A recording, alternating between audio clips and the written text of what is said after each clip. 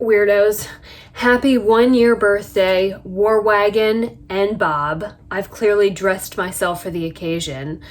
I was going to do a whole celebration because it is a big deal that I did the whole conversion van thing. I've been living on wheels for 2 years now, and this majestic beast for 1 year. But as you know, I am still doing battle with the hospital about the lumps that they found in the girls. And that has just really thrown off my interest in happiness. I'll do an update video on all of that. There's still stuff going on in that world. But anyway, it's been a whole year that I have been in this beautiful rig, and a lot has changed, not only for me, but also the rest of the world. It has not been a great year. It's been pretty dark because of what's going on here. It's been a pretty dark month. That said, I've learned an awful lot. I've changed my opinion about RVs. I've not changed my opinion about RV parks, but I figured I'd go through everything that I have learned the past year as we have gone from sleeping in my car to then bringing this back from Florida, having never towed anything before, all the way up I-95 from Florida to North Carolina, living in a storage unit, hiding in a storage unit, getting kicked out of a storage unit, it's been a whirlwind. Anyway, this whole weekend is about family. That's a lie. No, it's not. It's about Black Friday sales and buying things that we don't really need. And so in the spirit of that, I made a list, and I'm checking it twice. That's not true. I wrote this out in about 3 minutes. Just of everything that's gone on in the rig, and the things that are working and the things that are not working at all. And I've put links to all this stuff down below. If you want to use those, great. Some of them are affiliate links. If you're upset that I make about 4 cents because you clicked on it and bought something, you can go find your own damn link. Let's start with Bob. Bob is like the most committed relationship that I have ever been in. I love that truck. When I moved to North Carolina in the South, the men in the South, they love 2 things. 3 things. Women, they love cowboy boots and boots in general and their pickup trucks. And I just thought it was so ridiculous coming from New Jersey where there's snow. I saw all these big ass pickup trucks with like the lift kit. I thought, oh, that's so stupid. Well, now that I own a pickup truck, I cannot ever own anything else. I love that truck. I love driving that truck. I love sitting up high. I love staring down at all the commoners and their little consumer cars. I love the Jake brake because then people for 5 miles around know that I am about to arrive. I love that thing. Bob is wonderful. Bob can do no wrong. Bob is... I don't know what I can say more. The only issue I've had with Bob is that, and this is not just a Ram 2500 or Ram problem, it's any truck with Mopar parts, M-O-P-A-R parts. Over the summer, when it gets like 110 degrees outside, I noticed that the screen on the radio, the touch screen, was starting to delaminate. And this is just something that happens with any Mopar parts. The problem is, it's not just the screen, it's like the whole radio unit. If that goes, then if you can't use the touch screen, you can't control anything on the truck. So I was very alarmed about that, and I immediately rushed Bob into the ER at the dealership. And unfortunately, I was just a smidge out of the warranty. However, because I cause so much chaos whenever I go to the dealership or anywhere, I think just to get me out of there, we negotiated a $50 deposit, and then I they offered an extension on the warranty on that screen, because from what I've learned, this just kind of happens with this kind of touch screen, and I believe that it's because of the heat. Even though I had a window shield, like heat protector on the front, the reality is in the summer in the South, it gets blazing hot, and whenever you want to loosen up an adhesive, you apply some heat to it, and I think that's just what happened. So I don't really know how to prevent that, but it's just something, if you are going to buy a trailer and you are getting a truck, if it has a Mopar screen, you want to negotiate when you're buying it an extension on that touchscreen, because if it's not under warranty, it's going to cost a fortune because it's the whole unit they have to replace. So they fixed that. That's done. That's great. Everything else has been wonderful with that truck. Oh, I just love it. I love it. I was using Progressive Insurance when I bought Bob. And then I saved money by switching to Geico. No, I legit saved a ton of money. I was paying $1,200 a year for Bob. And then now I think the Geico policy is $400 every 6 months. So that's a huge difference. When I was buying it, I mean, I was just frantic to get it home, so I took whatever the dealership offered, but I did switch it recently, and that was a huge help. A note about insurance and rigs and vehicles and all that, because this comes up all the time on the owner Facebook groups and boards, is people, what's the cheapest insurance? I have done a video on this, on getting insurance for rigs and van conversions too. Those are complicated, they're commercial vehicles. But people always want the cheapest insurance, and I get that, but that's not actually the most important thing. When you're driving something this big, an 11,000 pound bomb, or a big Class A, anything, even a car, regular car, you don't want to insure for the cheapest premium. You want to insure to cover your assets. If I get into an accident with this thing, chances are there's going to be total property damage and potential human damage and loss of life. I mean, this is a huge vehicle. It's so much weight.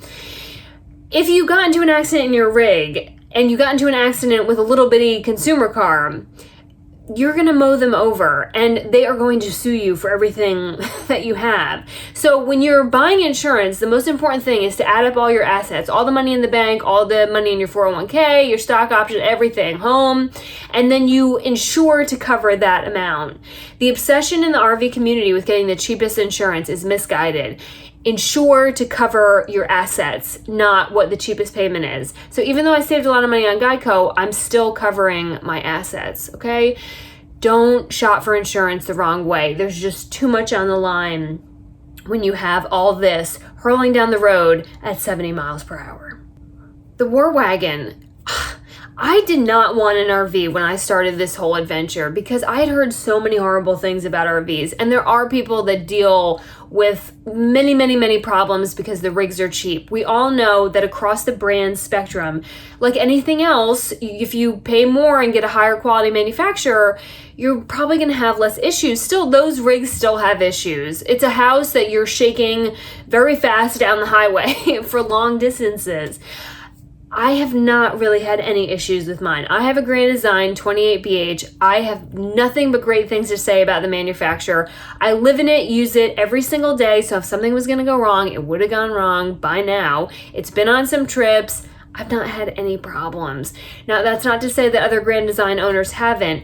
I will credit some of that to the fact that I did an FBI level investigation at the dealership. I mean, they were so ticked off with me. I went with a flashlight. I mean, anything that was wrong, I found on the front end, so I didn't have to deal with it. Because if you find it, even if it's under warranty, you still have to pick up your whole rig and then bring it to an approved dealership. Well, the nearest approved Grand Design dealership is 3 hours away from me. So I made sure on the lot, I mean, I tested I drove them crazy.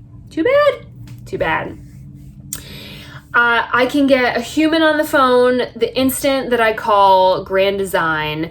They have been super responsive to all my questions. Some things I thought were broken, they weren't. I just didn't know how to use them. That said, the only two things that I've had to fix are that when you have the electronic awning, the extension, if you roll it back in and you push the button a little too long, that can cause the motor to still run when it's already closed. And so I was blowing fuses. I think I went through 6 fuses. Well, at $4 a fuse, that was starting to add up. So I installed in that fuse panel a little self-resetting. So if it blows, I just push the button, and that way I'm not changing out fuses all the time. So that was a great fix. And then the only cosmetic issue I have is that the clear coat on the rims, and those are not owned by Grand Design, but that has started to corrode off. And again, that's just a cosmetic issue, and I'm going to credit that to the fact that I live in a very sunny and very salty environment. So I've put in a warranty claim on those, but again, warranty claim, if they agree to fix it, even though now I'm out of warranty, I filed it like 2 weeks ago, I still have to pick up the whole rig and bring it to somewhere to get fixed. That said, because it's only a year old, I still want to take really good care of it. And as much as I love the War Wagon, and I would not full-time in anything else than a fifth wheel, I wouldn't do it in a travel truck. No. the whole world has changed, and remember when I bought this and I was like doing video production? My video production business was rocking. I was going to be traveling all over the country, and I had and then what happened? 2020 happened. So I love living in this. It's my little tiny home, but I'm not traveling as much because I got to bring this big kahuna. So I'm still kind of committed to moving into the camper trucks. Is that camper truck? The ones you put right over the bed of the truck, because that I'd be able to do a lot faster travel with than this. And because all the RV parks have been full for months because the whole world wants to RV now that they don't want to get on planes, trains, cruise boats, all that. So it's something I'm still looking into. That said, if I was going to do it all over again, I would not have bought anything different. Not even a chance. Look at how big this thing is. That's the great thing about a fifth wheel, is that once the slides are out, even when the slides are in, it's humongous. I can't speak. I have acreage. I've got the bunkhouse in the back, which is now my garage. I've got this huge space. I've got a beautiful bedroom. I mean, I just wouldn't. And that's just for me. For a family, I can't imagine anything else. Nope. I will say about backup cameras, now mine was gifted to me, so I can't complain, but it was like $600 and I've used it once. And here's the reason why. They have a very limited field of view, so you can only see like 4 feet behind your rig. Some people spend all kinds of money and they get them like up here in the corners and then down along the sides. The best backup camera you can possibly have is another human being. I've only been in one situation where there wasn't somebody who I could jump out and say, hey, can you help me, checking the locks, can you help me back this thing up? Every RV park is going to have somebody to help you back up. It's only when I was completely by myself and really in a bind that I used it. So I don't know. I feel like if I tell you not to get one, it'll be the one time you actually really need it, and that won't work out. For $600, but I've just not used it that much. This is it's one of the most expensive sewer hoses you can get, and I'll tell you, cleavage. Hold on. It's not really cleavage. It's just inappropriate. You don't want to cheap on these. This one is the second one I've had. The plastic coating on the first one did wear off, but the company, I sent them a picture. They sent me a new one. They did honor it. The only thing that I'm really going to tell you about these is I would not recommend doing what I'm doing right now, which is leaving it out during the day, because when the landscapers come through, if they have weed whackers, they will cut into these and you will have like a poop sprinkler that you do not want. So typically I keep these rolled up and away, or at least like tucked underneath the rig until I'm ready to use it. It's not worth it. All right, what about the interior? As you know, as you can see, I repainted the interior. It was a nightmare of a project, but I'm so glad I did it, because for some reason, RV manufacturers, when they design these beautiful things, they go in there and are like, oh, what color would really speak to people's souls? I know, hideous, dull RV brown. It was a nightmare painting this, because it's basically like painting a Tupperware container. It crawls off. That said, I'm so glad I did it, and I have the video about how I painted it. I won't go through all that, but none of the paint has peeled off. You have to use industrial commercial grade paint. And the cabinets too. My whole vision was I was going to paint these white, but it was so difficult painting them that I just stopped in the bathroom. But the enamel on the cabinets has stayed. I've not had any issues with that peeling off. I did have issues when I tiled the desk area.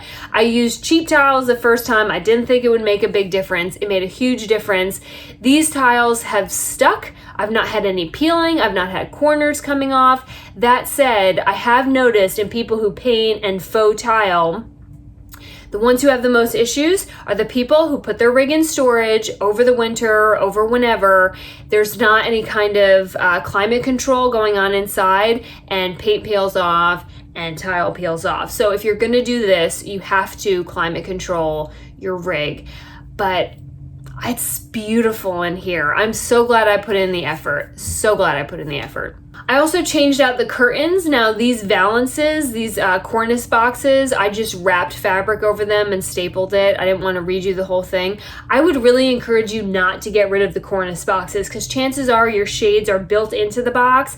These are blackout shades. They're wonderful. They keep a lot of heat out. They keep some of the cold out. I did redo the curtains because the curtains were hideous.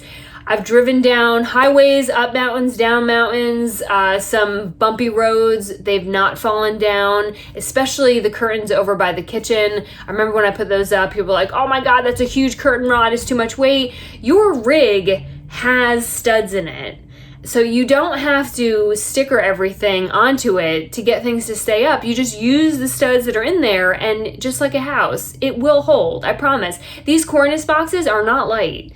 But just use the studs that the cornice boxes were attached to, and you can put a standard curtain rod in there. Some people freaked out that I use these little decorative towels to create curtains. They're just clip-ons, but the windows over the kitchen area are very, very low. So you can't use a standard curtain unless you're gonna sew it yourself. And this isn't The Sound of Music. I'm not gonna be in here with like my sewing machine. They've worked just fine. I know people got freaked out that it's cloth near the stove, but I've never used the stove because if you live in a rig long enough, you know that kitchen cooking smells inside is not desirable. So I cook outside even when it's freezing cold, and you just pull them away from the stove. It's not a big deal. And also people freak out that my paper towel holder is over the stove, but again, the stove has never been used. So pretty hard to start a fire if the stove isn't on. Speaking of attaching things to walls, I don't know what the obsession is in the RV community with command strips. I used these once, I will never use them again. Let me repeat, your rig has studs in it. Find the studs, you can do some math and figure out where they are, or look where the manufacturer had installed a window or something else, and just use that stud. You can drill into it and attach just like at home. That's what I do. These peel wallpaper and paint right off the wall. It's not necessary. Just use the studs that already are in the rig. Speaking of cooking smells in a rig, during the summer, I had to keep this whole thing locked down because it was so damn hot. And there was this smell that got in the rig that I called it unfortunate toast. It was just this musty smell, and it got in my clothes, my fancy designer clothes. It got in the fabrics, it was in the curtains, my towels smelled like it. It was awful, and I couldn't figure out what it was. Another Grand Design owner said, I think you have some mold in the air. I was like, that's impossible. This thing is brand new. It's not leaking. There's no water intrusion. And I've still yet to use the shower. I won't use the shower. The shower is for emergencies. At 6 gallons of hot water, I am just thinking of having a shower. Like I cannot take a shower in that. I use the ones in the park or the gym. I'm not taking a 6-gallon hot shower. Nope. Anyway, I just refuse to believe that was the issue. But to prove her wrong, I went and got those big damp rid buckets and put them in here to get the moisture out of the air. Fix the problem immediately. Overnight, gone. It's pretty amazing, but even if you don't have the shower going and you're not cooking in here, the moisture from your breath when you come back and you're all sweaty and nasty, every time I boil water for my 12 gallons of hot tea every day, all that is bringing moisture into the air, and that's what it was. That said, Damp Rid, that's phenomenal. They really do make good products. However, it is a huge bucket kind of sitting in the middle of your rig. So I moved those into my vehicles because same thing, you want to control the moisture in your vehicles. And I started using the EvaDry, who cares how you say it. But these are awesome because, so see how it's turning green? It's dark right there. When you first open these up, they're bright orange. And then when they are wet, they turn blue. And then you just come here. You just fight with it. Come here. You plug this in and it will dry out the beads and you can use it again and again and again. The Damp Rid's like $10 and once it's done, you got to throw it out. So this is reusable. I've kept these in here They are absolutely wonderful. I would not use anything else. Though, if you want to stick with Damp Rid, that also solves the problem entirely. But moisture control inside of an RV or a van is a real thing. I didn't have any issues with it in the van because the van had that huge sliding door that was always open, and so there was airflow going in and out. In the rig, in the heat, in the very cold in the winter, very cold in the south when it gets to 60 degrees, you've got to do the work to keep that all controlled. That's going to keep your paint up, it's going to keep your tiles up, and it's going to keep you from smelling like a piece of toast. In the office area, now as you recall, my original vision was to rip out the bunk room and put my office in there. However, a couple things. One, I figured out by looking at the wires and the vents and where the outdoor kitchen was that I would have to do pretty significant construction back there. So I decided not to do that. Instead, I moved the office up to the front, and I actually really enjoy this. I can stare out my front door and keep an eye on my noisy neighbors. I've got windows, and then in the winter, my desk is right next to the fireplace, so that's really nice. That said, I bought a standing desk thinking that I was going to be doing all this video editing, and I'm still doing a lot of video editing, but now that I sell real estate, and even if I was doing video editing, I discovered that I don't actually enjoy standing. I find it uncomfortable with the computer for long hours. So the standing desk will go up and down. It's electric. It does not tip over because of how long the legs are. It doesn't tip over when I'm moving the rig. It's been just fine, but it's never moved from its height. Standing desk may be a total fad. It sounds great. Keep your body active. No. Same goes for the chair. This is a wobbly chair. So it's meant to you keep your core strength. You have to sit up straight. I find that I just end up slouching over because you get lazy when you're doing a lot of computer work. That said, that is the theory behind these. I don't find that it's uncomfortable. I just find that I don't use it as intended. I really do like the desk, not because it's standing desk, but because it has a glass top so I can write myself notes, mainly who owes me money. And I think that's a nice feature. Plus, it just looks good in here. It's got a shiny top. It's not too heavy. That's going to be a huge issue if you find that you have a weight limit on your rig. And it's easy to deconstruct, so if I need to get it out of here, it will fit right out the door versus like a standard wooden desk, which is going to be really difficult to get in here. Not too much to say about the kitchen area, except in RVs, the sinks, if you have one of these like stainless steel sinks, they scratch really easily. So you absolutely want to get one of these plastic liners for the bottom. They get kind of grimy. You have to clean it a lot, but it will preserve your sink. And I know this is going to sound like a really ridiculous recommend, but the new spray soap, and all it is regular dish soap that they diluted with water and put a spray thing on. You could probably make it yourself. However, when you are off grid and you're trying to preserve water, or if you're hiding in a storage unit for 6 months, this spray soap is going to save you a ton of water, because when you use standard soap, you've got to like create the bubbles and you end up having to wash it because dish soap is really thick. The spray soap is really light, so you can coat the entire plate or the pan or whatever you're using without using a ton of water to either get a lather or to rinse it off. I love this stuff. Even in a regular house, I would still use this because I think you still save water usage. And a great garbage hack, again, so glad I did this, is take out one of the cabinets in the bottom row and install slider garbage and recycling containers. For reasons that none of us know, there's actually nowhere in most rigs to put your garbage. And so people get these like pop-up collapsible but then your garbage is like hanging out in the middle. I hate that. So I took out the cabinet that's next to the sink and installed, it's on a track so I can pull it in and out. The garbage is out of sight, out of mind. I don't have to empty it every single day, but that was a little hack in the kitchen that I would do on any rig that I owned. The biggest project was probably the bathroom. Now, naturally, because it is just my style, I have to put pennies on something. And it was going to be the counter in the bathroom. Thankfully, even with the shifting and moving of the rig, the epoxy has not cracked. It still looks great. the countertops that they put in some of these things, they're just really cheap and gaudy. And while a penny countertop is absolutely gaudy, it's my kind of gaudy, and I really enjoy it. I could not find a new sink to put in the awkward, wavy shaped countertop that came with it. You'll find that a lot of people complain about their RV sink in the bathroom because it's very, very tiny. It's like one of those little fairy sinks that van converters put in theirs.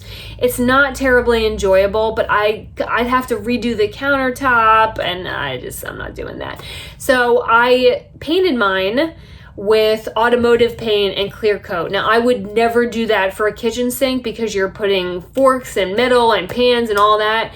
But a bathroom sink, you're washing your hands, washing your face.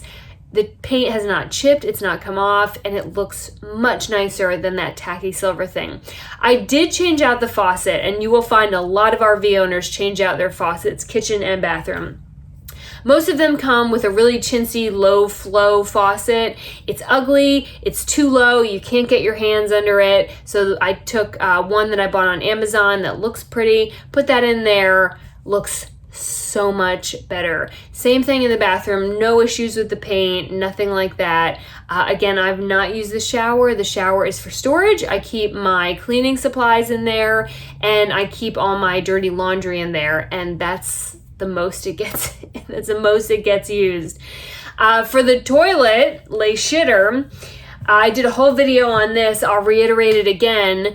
When you own an RV, one of the joys is dealing with the black tank. And while I do miss my little cassette toilet that just got thrown out every day, there is no chance under the sun I would ever put a composting toilet in an RV or in a van conversion to avoid dealing with a black tank. As awful as black tanks can be, I would not do it. If you are thinking of getting a compost toilet, and for some reason people get so hooked on these, I have no idea why. I would encourage you to watch a video of someone emptying out a composting toilet, because you literally have to deconstruct your toilet, scrape out the peat and the poop and all that, shake it over your head into a plastic bag, and then throw that out. I don't know about you, but I don't want to deconstruct my toilet, ever. I think that pulling a lever on the side of the rig and emptying it out is the most I want to handle. That said, black tanks, I don't care if you're one of those people like me who thinks that their shit doesn't stink. It all does. It all does. That plus heat in the summer. Oh, I tried every single product under the sun to manage black tank odors, and the only one that worked was Happy Camper. Now, it is not a complete solution because once the tanks start getting full, they're always going to get stinky. It's just how it is. It's just part of the deal with all of this. That said, you get over it pretty quick. Still, I think that Happy Camper, there's a reason why it has many, many, many positive reviews. It's not cheap at all, but it works. I tried the pods. I tried the bigger pods. I tried praying about it. Happy Camper is your black tank savior. The only gadget that really gets a lot of use that I do keep in the bathroom is the steamer. Now that I'm not living in a van down by the river and I'm selling real estate, I have to dress like an adult, not like this. And I do get, while I am the most casual dresser and do not give a damn and am not big on the war paint, out of respect for the people whose homes I'm selling, I do get all dolled up with the war paint and the heels and the dresses and the hair and all that during the week. There is absolutely nowhere to store dresses or nice clothes in an RV. All the cabinets are really tiny. That has been a big complaint of mine recently, is like putting out shoes or winter jackets. You have to fold everything up like that lady, Marie Kondo, I don't know, like Spark Joy. And bitty. If you are trying to bring suits and dress wear into a rig, you are going to be in for a world of hurt. That said, I now have to shove my dresses into a tiny cabinet, which means that every day when I take them out, they are completely wrinkled. And the only thing that has helped that is the steamer. Now, you could use an iron, but then you have to have an ironing board. Well, where are you going to put that? And then you got to like set it up out here. Nope, don't do it. I take my clothes in the morning, I hang them up over the shower I don't use, and then steam the iron out. Steam the wrinkle out. I wish it worked on faces. It is not going to erase them like the heat of an iron. That said, a little bit of heat is going to release, and then you use your hand and you smooth it over and it's fine. But I cannot recommend these little tiny steamers enough if you're in a rig and you're trying to look somewhat presentable, if you're still actively working, because everything is going to get wrinkled and crumpled up when you live in an RV. The War Wagon bedroom. Every single night that I crawl into this bed, I'm so thankful to have it, because I remember what it's like to sleep in my car, and I remember what it's like to sleep in a cargo van. And now I have this big queen bed that I get the whole thing and all my pillows. That said, everyone knows that RV mattresses are horrible, and so most people throw them out and put in a new one. I wasn't about to throw out a perfectly good mattress, albeit uncomfortable. So I went and I got a foam topper, and that is a fraction of the price of a brand new mattress. I still have the new mattress underneath it, so when and if I sell the rig, they're gonna get an untouched mattress. But the foam toppers will solve all the problems. It's super comfortable. Now, after sleeping in cars and vans and all that, my neck has been like toe up with pain from like being crumpled, especially after I was sleeping in the Scion for several weeks. I mean, I'm like all like this every night on a hard car surface. I had major neck issues. I still have some neck issues. So while this has nothing to do with living in a rig, I'll say that this pillow, and I don't have it here with me, so I'm just gonna have to show you a picture. It is one of those contoured pillows. Has done wonders for helping my neck out. And also because there's that divot in it, when you roll over, ladies, hear me on this, when you roll over and smush your face into the side, because I'm a side sleeper, because it has that divot in it, you don't press your skin up against your face and create those pillow lines. So not only does my neck feel better, but looking fresh for 2021. And that means less derma rolling. And if you've not seen my videos about jabbing needles in my face, then you have really missed out. I do have, and I've got one of them here. These were a gift from Patreon Gina, and I love them. These little mini fans, they are USB fans, and I now have them all over the rig. These are great for just keeping yourself cool. I keep one on me at night. People in the South do not sleep without a fan on them, and this is pointed directly at my face. It's just a thing. But also because in a fifth wheel, see these high ceilings? All your heat is gonna go to the top. So I take these and I point them up at the ceiling, and I just get the air and the heat kicked back down. The huge fifth wheels have ceiling fans in them, but I don't. So if you're in something that doesn't have a ceiling fan or a smaller rig, these little USBs, they charge in no time, and then even if they're unplugged, they still have a battery that you can recharge. They're wonderful. I love them. I have them all over the place. The little baby fans help me sleep, and so does a sound machine, and you will absolutely want them if you are staying in an RV park. If you're out in the wilderness, great. Listen to the wind, listen to the birds. I'm not. I'm in a different kind of wilderness. It's called an RV park, and some of the people in here are wild. You will have trouble sleeping at night in an RV park because your neighbors are right next door, and they're loud and inconsiderate and drunk and from California. I'm sorry. To get over that, I already taught you the technique called the stinky silencer that will get anyone in an RV park to shut up. You'll have to find that video on your own. But just having that white noise machine, most people in an RV park have huge big trucks like mine, like Bob, and the diesel's going past at night and just people being out and kids running around. That white noise machine, I have it set on rain, and it is a sleep saver to just cancel out all the ambient noise around you and just help you sleep. You will not regret buying that thing. I love it. If I could put another one in there, but then I might not wake up because I have them set on the loudest setting possible. At night, it sounds like Hurricane Katrina in that bedroom because it's so loud. This is a weighted blanket, and I made fun of people who bought these because I thought, God, you can sell anything to a millennial. I bought this when I was having a lot of stress, like every day. because I was tossing and turning and couldn't sleep. This has nothing to do with RV life. This has to do with like taking care of yourself. This thing is 15 pounds. It has, can you hear it? It's full of beads. And it has profoundly changed the way I sleep because it keeps you from tossing and turning. So it's almost like, you know how we swaddle a baby to just keep them all like snug? It's the exact same thing, but for grown-ass people. I don't toss and turn, and I am basically catatonic when I'm asleep. This thing has, and it wasn't that expensive, but if you have any kind of sleep disorder, or if you're having trouble adjusting in your rig to just the environment, it's amazing. On the side of the bed, I took out the hideous lights. I don't know why. Again, in RV design, they put these really cheap, chintzy LED lights, but they were not aesthetic.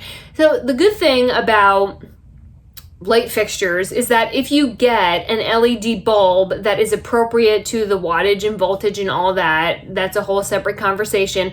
But you can use any fixture you want. You just have to match the light bulb. So I found these, and then I put in an appropriate size light bulb that matched the wattage. I ran that by electrician Michael first. And so now I have these beautiful lights in here, and they are really pretty at night. I don't spend a whole lot of time in there because I don't spend a whole lot of time sleeping. But I just think those little fixes on just kind of like the cheap plastic stuff that most RVs are in are just going to make it feel more like home if you are living in it full time. All right, let's wrap up with electronics, because even if you're all about being one with nature, all of us are connected in some capacity. And so some of this will be electronics for the rig, and some of it will be for camera equipment and all that, because I know a lot of you want to go out on the road and start YouTube channels, or a YouTube channel for your business, whatever have you.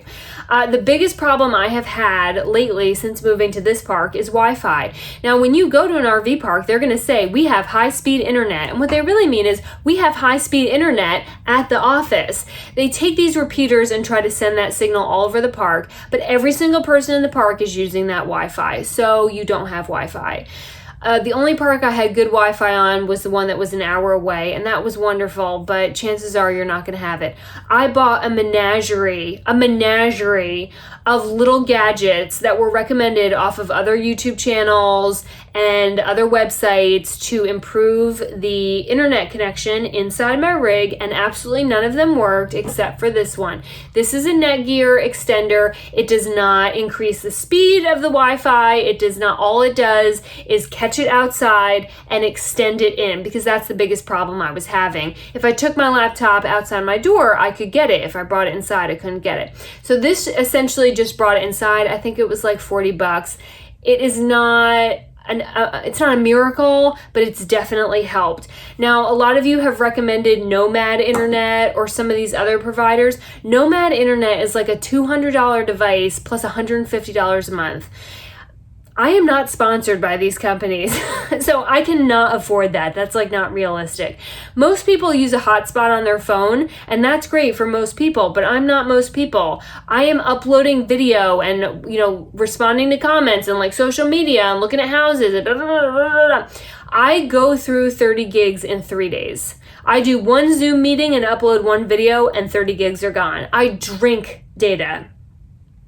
So that's not going to work for me. So if you're a heavy data user like me, you're going to have to get more creative. So for the low level stuff like responding to emails and all that, I've been using this to pull the Wi-Fi in. The other cool thing I'll say about this is that it will just pull the signal in, or it will allow you to rename the signal that's inside your rig, even though it's the Wi-Fi you're using, and come up with your own password. And so if you're concerned about like security measures using public Wi-Fi, probably not a great barrier, but a little bit of a barrier. And then when I need to upload a video or do a Zoom meeting, I have to drive to my gym and sit outside and use their Wi-Fi. I don't want to sit in there and do it. Or I go to the office at Keller Williams and use theirs. I have not found a great solution to the internet. This is a solution to improve the Wi-Fi. just a smidge. And last but not least, I'll do a little bit of camera gear stuff because I do have to swap out, sell gear, buy new gear based on what my video needs are. Now, obviously, I was doing a lot of video production and now I still am, but it's mainly real estate. My favorite thing in the world is my new Osmo stabilizer for the cell phone. So when you turn this on, this holds your cell phone, right? It's hard to get this whole thing in here.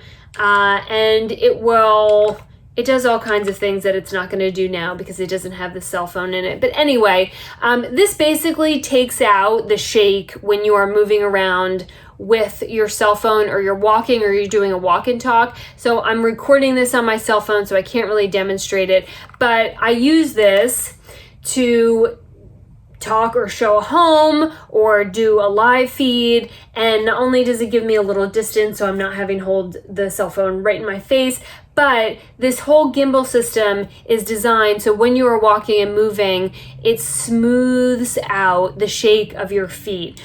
I am so glad that I got this. I really needed something that would help me stand out from other crappy videos on the internet, and I've really enjoyed it. There's an Osmo 3 that's a little bit older, but I went for the newer one because it had some features like facial tracking. So that's really cool. So if I put the Osmo down on a table and I walk away, as long as I've told it to connect with me, it will follow me around a room. So if I'm doing a real estate video, I can move over and show cabinets or whatever it is, and it will actually move with me. So I don't have to ask somebody to follow me around with a camera. As far as microphones go, always tough if you are vlogging or shooting video. I thought these were going to be so chintzy and cheap. These are Rode wireless. In video production, like when I worked in TV news, we had Sennheisers, and they're these big, clunky, battery powered microphones, and they cost like $800. These came out, and I was really skeptical. They are wonderful. They're wonderful. I'm so glad I got them. The only downside is that you can't really monitor your audio well if you're trying to do it by yourself. I mean, there is a headphone input, but if you're standing at a distance, not so much. But there's some connection issues that you'll have to figure out on your own because we don't have enough time about what kind of plug goes into whatever your cell phone is or your camera, all of that. But essentially, you would attach this to your camera or your phone, and then this, instead of that big clunky box, you can just clip this like this, or you hide it, you turn it the other way around, and that's it. It's going to record my sound. I love them. I use them so much, and I'm so impressed with the quality of the audio. Is it the same quality audio as a $1,200 microphone set? No, but it's this big, and when you are traveling around and you're carrying gear, you want something that's small. And I want to say these were like $200 or $250. Again, I'll put all the links and stuff below. But I've been nothing but impressed. Rode, not everything is great, but they've really done a phenomenal job on their microphones. And this, I'm not going to unbag this monstrosity, but in here is a dual microphone system designed for the iPhone. And it is the lines are so long that once you unravel it, it takes forever to get back up. But essentially, if you want to record audio directly to your cell phone, so let's say I have my Osmo out and I want just better audio quality, then this goes right into the obnoxious USB-C that now all the iPhones have, and then it's set up on a splitter, so then two microphones come out of it. So if you've been watching any of my real estate videos, you see me and somebody else talking. Well, now we both have our own microphone that records directly to the cell phone, and that's great because I hate matching audio later. And also, what most people do is they have, let's say, the Osmo or some kind of monopod. Well, if two people are talking, the microphone is going to favor, if it's a directional mic, it's going to favor the person closest. So then your interview, their audio is crap. So with this thing, and it wasn't cheap, it was about $60, but it will give each of us our own sound, and that I felt like was worth the money, especially if you're trying to do some more professional looking videos. Again, if it's recreational, if you're just like running around with your cell phone for YouTube or whatever, maybe you don't need that. But for me, I'm really trying to do everything I can to build this real estate business so that I can have the money to travel again. And so I want to put in the effort, and I don't mind spending money to make money. Okay, I'm going to talk about some of the gear that I absolutely hate. And the first would be anything GoPro above the GoPro 7. When the GoPro 7 came out, it was so wonderful because they had added this stabilization technology where everyone who was watching my travel videos was like, what kind of gimbal are you using? I said, I don't. The stabilization in the GoPro was so wonderful that you didn't need it. And then GoPro started doing what GoPro always does, which is they have to justify coming out with a new model every single year. So they try to change and adjust the thing that was already fine to get you to buy a new one. Well, this is the 8 because the 7 suddenly died. And I will say that every GoPro that I've ever owned has planned obsolescence, meaning they just suddenly stop working. And if you didn't buy 6 different warranties or their like GoPro Care plan or whatever, that's it. So when my 7 died, they were like, oh, well, you can go buy an 8. I'm like, I don't want an 8. The 8 and the 9, I feel like they tinkered with so much. I don't even use this anymore. It's not worth it. I've had the screen freeze on me. I've had it get like this weird jitter. It follows bizarre. You have to turn off the stabilization to get it to stop. I've had nothing but problems with it. I have replaced that. I should have just left this out with using the Osmo and my cell phone. And the only time I ever take out the GoPro is if I want to attach it to the side of a car. Obviously, I don't want to attach my cell phone and a gimbal to the side of my car, but otherwise I just stopped using. That said, if you can get your hands on a 7, or if your 8s and 9s don't suck like mine, I did for most of my videos up until now have this on a monopod and then a microphone and just use this for vlogging.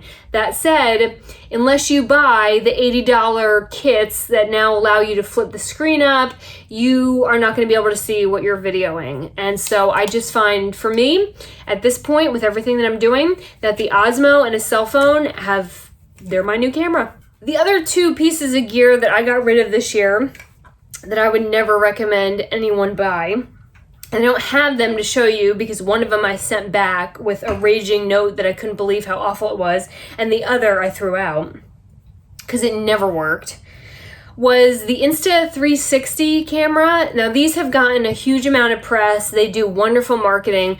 It was okay, but I had so many issues with it freezing up and with the quality of video looking really terrible. 360 cameras, basically, think of a camera like this, and there's a lens here and a lens here.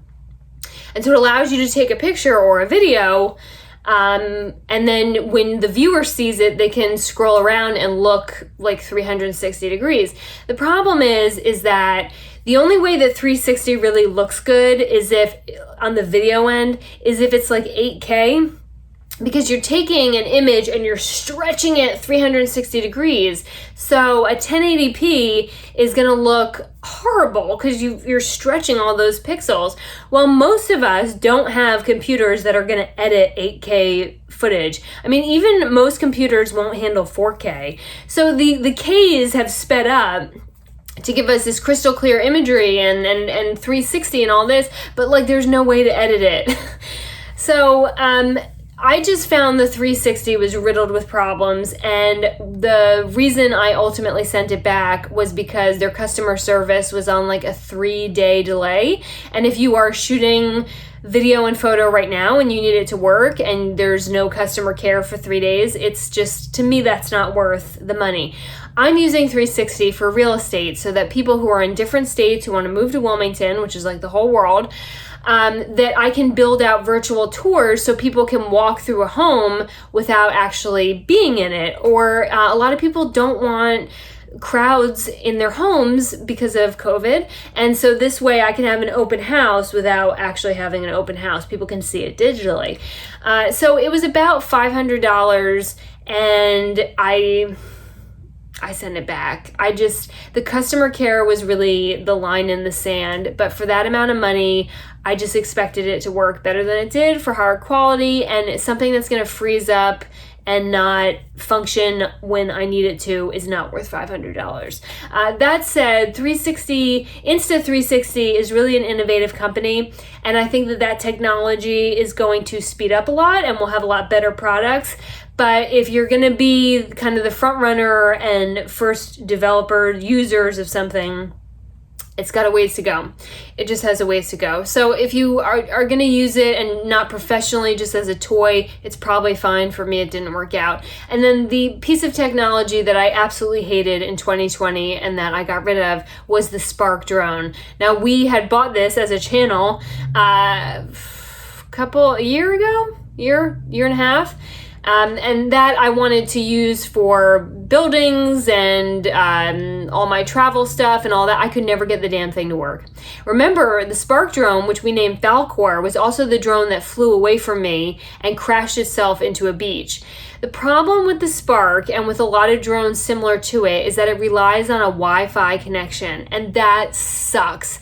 Anytime you need two electronics, the controller and then the drone, to talk to each other on Wi-Fi, if anything interrupts that signal, you've lost control. And losing control of $400 is not something I want to own. I only had problems with the Spark. I had problems flying it. It would lose signal when it was in midair and like fly all wonky. Again, it flew away from me. I would never, ever buy one of those. So I looked at the business account, what's left of it after 2020. And if I'm able to close this account, I'm going to replace that with a DJI, however you say it. I believe it's the Air 2, the Mini. I'll have to see when I ultimately purchase it. But a lot of people want drone photography for their homes. I have no idea why. I don't think pictures of roofs are sexy, but they do. So we will try again on that. But that is the piece of gear that I absolutely would never purchase again and recommend for anyone except people who I really don't like. So there you have it. That is a year of what's worked and what's not worked. Ultimately, I am surprised at how much I have enjoyed my little tiny home RV. Again, I've not had any major issues with it. The issues I have had, I've been able to fix using YouTube or asking around to other RVers. I'm not quite sure what the future holds for anyone in the full-time RV community because, as you know, a lot of states are shutting back down again.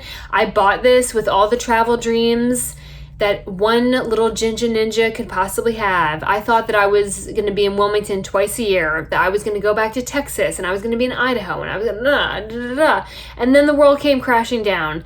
And so you have to adjust when the world comes crashing down. And if you had told me a year ago that I would be selling real estate, which I'm really enjoying, I like building businesses, I love being in old homes. I'm hoping that soon I'll get some homes that have great histories that I'll be able to tell you the story of, but I'm just getting started, like give me some grace on that.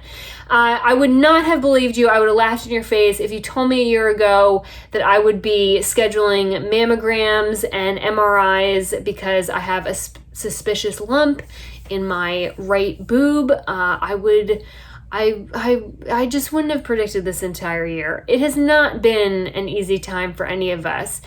That said, it's part of the adventure, and at some point when I am gone, I enjoy that my girlfriends will be able to tell the chapters of the time I lived in a cargo van and the time I lived in a fifth wheel and all the other crazy stuff that I get into. So you just gotta keep making every day an adventure. That is all you can do in 2020 is just try new things, because the old things, the things that we were used to doing, like, I don't know, high-fiving, hugging. I never liked hugging. I am so happy that's gone. But, just being around people, it's a different world, so you got to adjust.